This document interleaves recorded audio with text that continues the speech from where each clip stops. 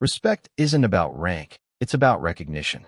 Too often, people confuse respect with status, thinking it must be earned through titles, medals, or authority. But real respect begins before any of that. It starts with seeing another person as human, valuable, and deserving of dignity regardless of uniform, position, or circumstance. In the story of the nurse laughing at a veteran's ID, the issue wasn't ignorance of protocol or lack of military understanding. It was a failure to recognize the person standing in front of her. That laugh wasn't just rude, it was dismissive. It stripped away the acknowledgement that the woman holding that ID had sacrificed, served, and carried experiences that most people can't imagine. Respect, in its truest form, doesn't depend on who outranks whom. A soldier saluting a general and a general returning that salute are both showing mutual recognition, not submission. The salute itself symbolizes a quality of purpose, the acknowledgement that both stand for the same ideals. When the VA director walked in and saluted the veteran, he wasn't saluting her rank. He was saluting her story. He recognized her as someone who stood for something bigger than herself. That single gesture carried more weight than any words of apology could.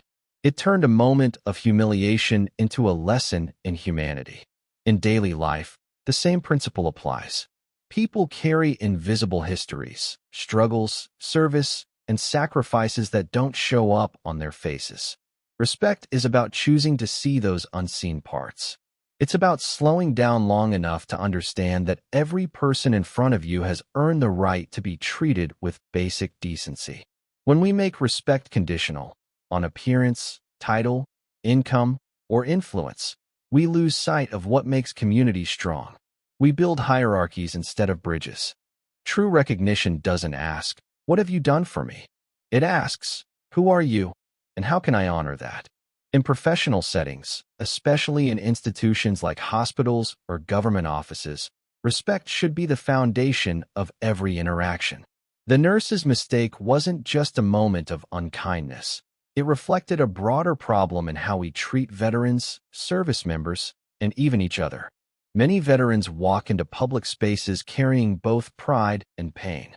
When they meet laughter or dismissal instead of gratitude and care, it reinforces a message that their sacrifices are forgotten. It tells them that their worth is conditional, that outside the uniform, they're just another face in line. But recognition means continuity. It means remembering that respect doesn't end when service does. The VA director's salute wasn't rehearsed or performative. It was instinctive. It came from a place of deep understanding of what that ID represented. For him, it wasn't plastic. It was a symbol of courage, duty, and loss. He didn't see a patient number or a name on a chart. He saw a story that deserved acknowledgement. And in doing so, he reminded everyone in that room that respect is powerful precisely because it costs nothing and changes everything. That salute silenced laughter, shifted the atmosphere, and restored balance. It redefined the moment. We live in a world that moves fast and judges faster. People scroll, skim, and stereotype without pause. In that rush, we forget that recognition is an act of slowing down, an intentional choice to connect rather than dismiss. When we recognize someone, we affirm their humanity. We tell them, "I see you. You matter." And that simple acknowledgement can heal wounds that words alone cannot. Respect doesn't require knowing someone's background or achievements. It simply asks that we approach every interaction with humility and empathy. In leadership, respect is not a gesture, it's a responsibility. True leaders model recognition in the way they speak, listen, and respond. The VA director didn't give a speech or demand an apology from the nurse. He let his actions speak for him. That's what effective leadership looks like, demonstrating values through behavior, not instruction.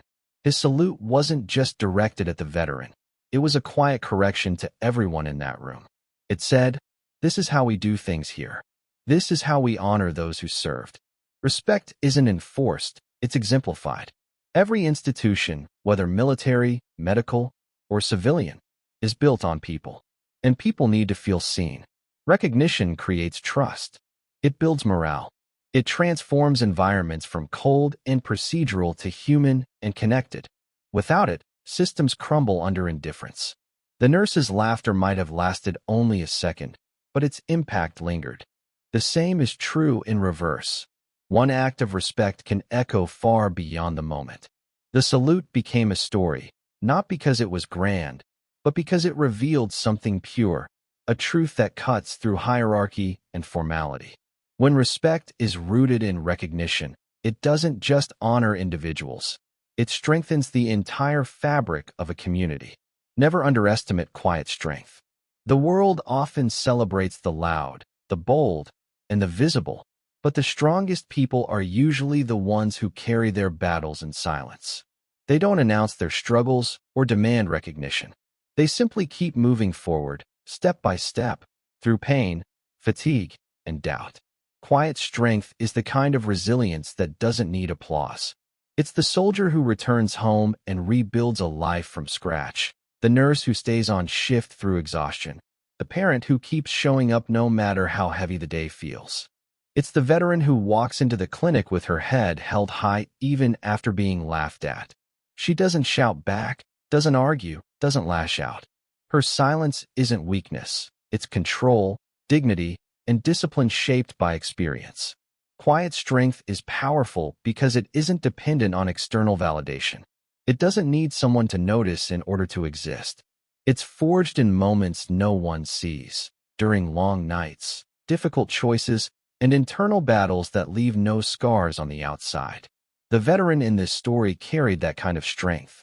Her uniform wasn't just fabric. It was a record of endurance, of countless moments where she kept going when quitting would have been easier.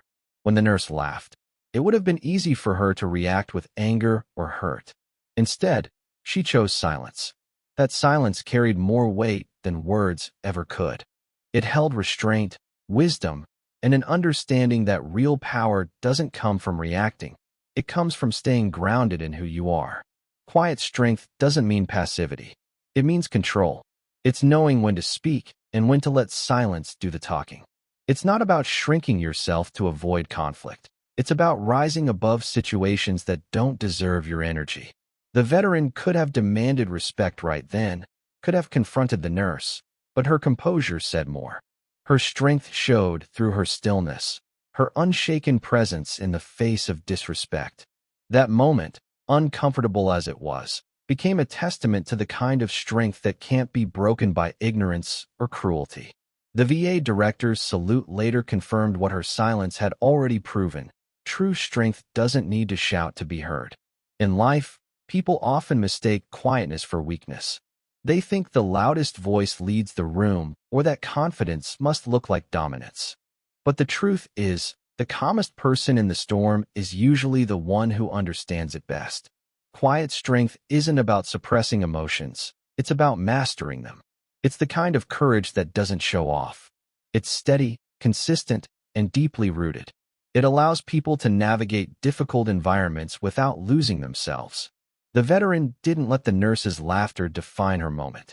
She knew who she was. She knew what her ID represented. That kind of self-awareness is strength in its purest form. Quiet strength is often built through hardship. It's the result of learning that not every battle needs to be fought aloud. In the military, discipline teaches control, knowing when to act and when to hold back. That lesson carries into civilian life, where strength looks different but feels the same. Many veterans carry quiet strength with them long after service ends. They face bureaucracy, misunderstanding, and sometimes even disrespect, yet they keep showing up, filling out forms, attending appointments, and doing what needs to be done. It's not dramatic or glamorous, but it's powerful. That persistence, that steady determination to keep standing tall, is what keeps communities moving forward. Quiet strength is also what builds credibility. People who carry it don't need to prove themselves. Others feel it, even if they can't name it. The VA director felt it the moment he saw the veteran standing there. Her composure commanded respect before he even lifted his hand to salute. The contrast between her silence and the nurse's laughter exposed something profound about strength. It's not in the noise, it's in the restraint. The nurse had power in that moment, the power of position, but the veteran had presence, and presence outlasts authority every time. Quiet strength often changes rooms without saying a word. It shifts energy, changes behavior, and sets standards. When people witness it, they remember it. The nurse will remember that day not because of the laughter, but because of the silence that followed and the respect that silence eventually commanded. That's how quiet strength works. It teaches through example, not confrontation. It holds space until truth reveals itself. It doesn't force recognition, it earns it naturally. Quiet strength is also deeply human. It allows empathy to coexist with firmness. It gives people the ability to forgive without forgetting, to move forward without bitterness. The veteran's quiet strength wasn't just about enduring disrespect. It was about preserving her integrity. She didn't let someone else's behavior change who she was. She stood in her truth and let it speak for itself. That's the kind of strength that doesn't fade with time. It's the strength that anchors communities, families, and nations. It's what allows people to rebuild after loss, to serve without recognition, and to hold their heads high when the world fails to understand their story. One person's reaction can expose a culture's values. Sometimes, it only takes a split second for the truth about an environment to reveal itself. The nurse's laughter in that clinic wasn't just her personal misstep. It reflected something deeper about how certain systems and workplaces view the people they're meant to serve. Culture isn't built on mission statements or posters on the wall. It's revealed in small moments, in how individuals act when they think no one important is watching. The sound of that laugh exposed the gap between words and reality, between what the institution claimed to stand for and what was actually happening at the ground level. That single reaction carried the weight of an entire culture's blind spot. Every organization, whether military, medical, or corporate, has an unspoken code that defines what behavior is tolerated. You can tell a lot about a culture by how people respond to power, to difference, and to vulnerability. In this case, the veteran wasn't looking for special treatment. She was simply expecting respect. When the nurse dismissed her with laughter, it sent a message that service, sacrifice, and identity could be reduced to a joke. It wasn't just about one employee's poor manners. It was about what kind of attitudes had been allowed to grow unnoticed. The VA director's entrance and immediate salute showed the other side of that culture, the side that still remembered what honor and recognition looked like. The contrast between those two reactions exposed everything. A culture's values aren't proven in ceremonies or speeches. They're proven in moments of choice. How someone responds to another person's dignity reveals what they've absorbed from the environment around them. If a place fosters empathy, people act with understanding. If it fosters indifference, people act with carelessness. The nurse's laughter didn't happen in isolation. It was a symptom. It showed that somewhere along the line, respect had stopped being reinforced. It showed that training, leadership, or accountability had fallen short. When disrespect becomes normal, it stops being recognized as wrong.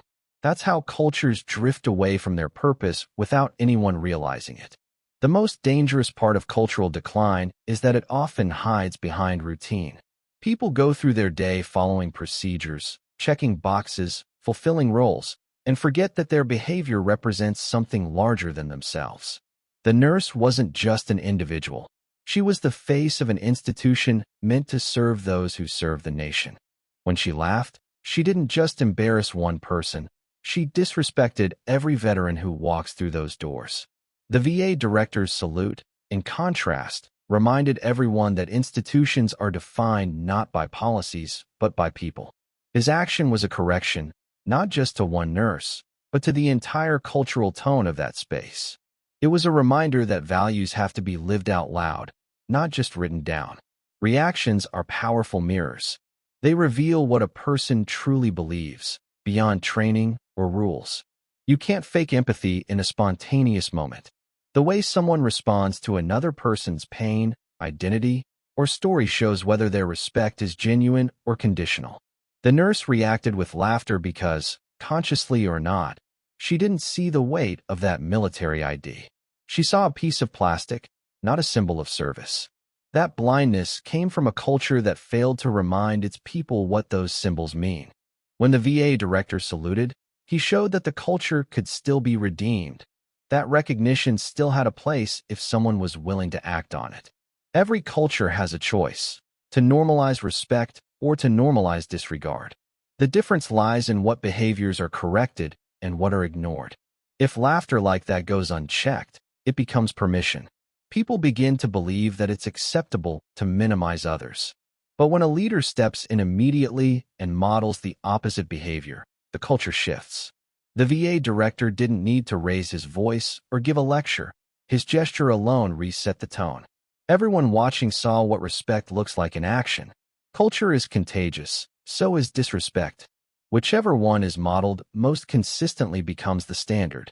Moments like that reveal that culture is less about slogans and more about reflexes. The nurse's reflex was to dismiss. The director's reflex was to honor. Those split-second decisions are the truth of any organization. You can train skills, but you can't train heart unless leaders embody it. The salute wasn't just about the veteran. It was about accountability.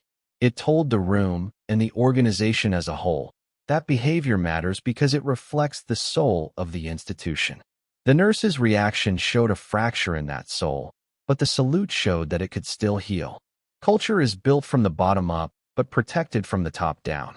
Leaders set the tone, but everyone contributes to what becomes normal. The nurse's laughter exposed neglect, but the director's salute showed leadership in its purest form. One reaction stripped dignity away, the other restored it. Those two moments, seconds apart, told a complete story about the state of that system. The truth about any culture lives in those moments between action and reaction, between what's easy and what's right. When one person laughs and another salutes, everyone watching learns which side of the culture they belong to. Leadership means standing up in the moment, not later. The true test of a leader isn't how they act when there's time to prepare, plan, or polish their words.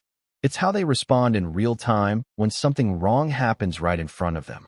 Anyone can talk about values in meetings or include them in policy documents, but it takes courage to live those values when it's uncomfortable.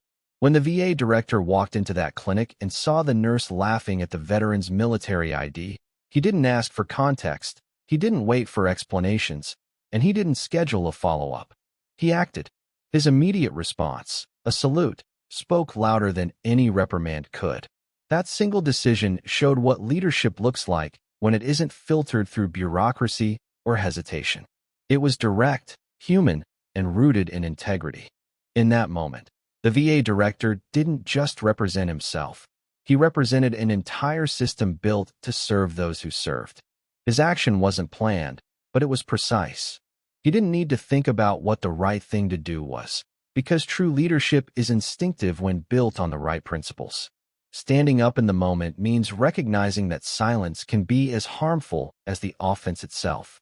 When a leader sees disrespect and chooses to do nothing, that inaction becomes an endorsement. It tells everyone watching that comfort matters more than character. The director refused to let that happen. His salute wasn't only for the veteran. It was a signal to everyone in that room that leadership means protecting dignity, even when it's inconvenient. Standing up in the moment isn't always dramatic. Sometimes it's subtle but firm, a simple act that sets a tone. Leadership isn't about dominating. It's about aligning actions with values. The VA director didn't correct the nurse with anger or embarrassment. He corrected the environment with example. In doing so, he reminded everyone that authority doesn't come from titles. It comes from accountability. Anyone can claim leadership, but few are willing to risk discomfort to uphold it. The difference between those who lead and those who follow procedure is the willingness to act before the situation is safe or easy to address. Leaders who hesitate out of fear of conflict forget that inaction is a decision too. Every time someone witnesses a wrong and says nothing, they strengthen the very behavior they disagree with. The nurse's laughter might have lasted only a few seconds, but if no one had intervened, it would have lingered in the minds of everyone who saw it. The veteran would have walked away feeling unseen, and the bystanders would have learned that disrespect is tolerated as long as it's quiet. Leadership that waits for the perfect moment ends up missing the real one. The VA director's immediate response flipped that script. He showed that leadership is presence, not position. True leadership doesn't always look heroic. Often, it's found in small acts of courage, a word, a gesture, a refusal to let something slide. Standing up in the moment means being anchored enough in your principles that hesitation doesn't take over. It's not about impulse, it's about alignment. The VA director's salute came from a place of deep respect for service, something he didn't need to rehearse. His instinct was shaped by years of understanding what that ID represented. His response was automatic because his values were constant. That's the kind of leadership that people remember long after titles change or policies are rewritten. In every workplace, there are moments when people notice something wrong and tell themselves, "It's not my place." That phrase kills accountability. It builds cultures where wrong behavior survives in the shadows of politeness. But leadership demands discomfort. It requires stepping into situations that others avoid. When the VA director stepped forward, he broke that pattern. He didn't just correct an employee, he corrected a mindset. He modeled what it means to take ownership of the space you lead. Standing up in the moment creates ripples. Others see it, feel it, and carry it forward. It normalizes courage just as easily as inaction normalizes complacency. Leaders who act in the moment don't wait for backup. They don't need a crowd to justify doing the right thing.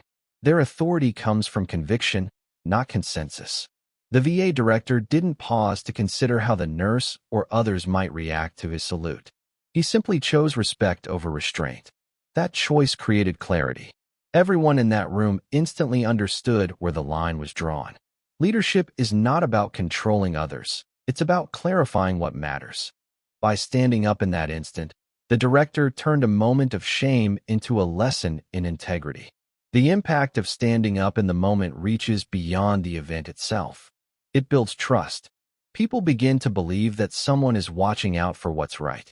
They feel safer, not because of rules, but because of example.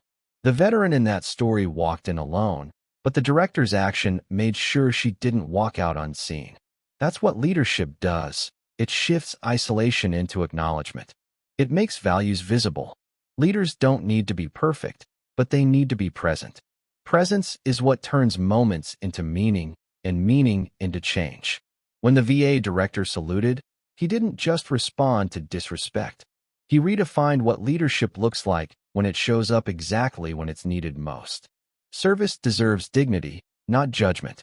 When someone chooses to serve, whether in the military, in healthcare, in education, or in any field that puts others first, they make a decision to give a part of themselves for the benefit of others.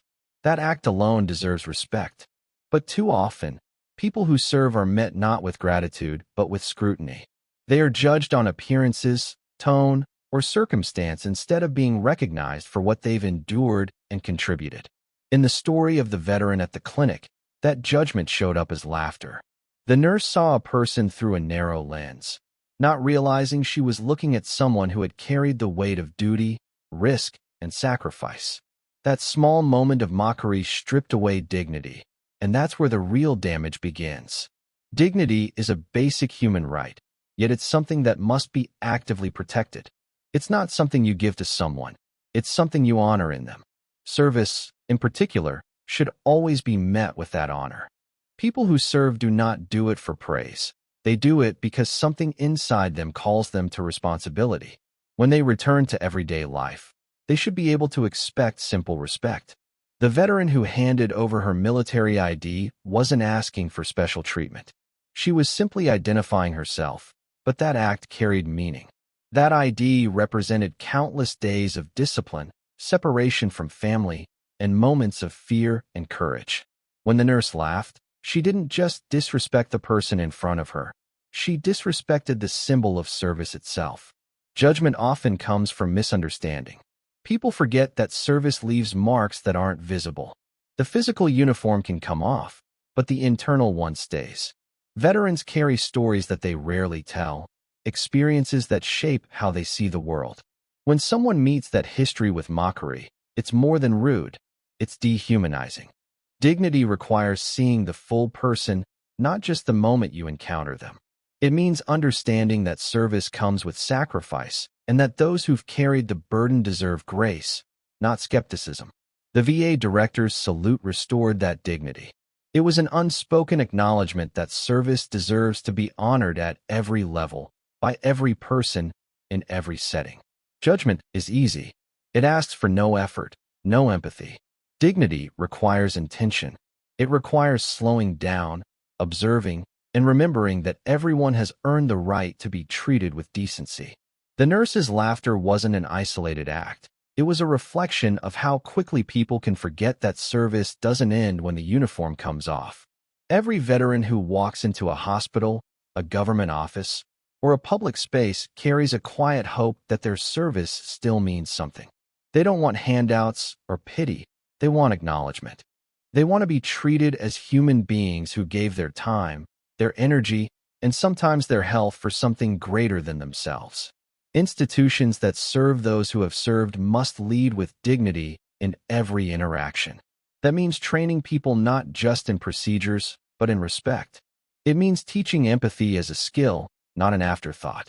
The VA director's immediate response showed what institutional respect looks like when it's embodied by leadership. He didn't need to lecture the nurse. He didn't need to recite the mission statement. His salute said everything.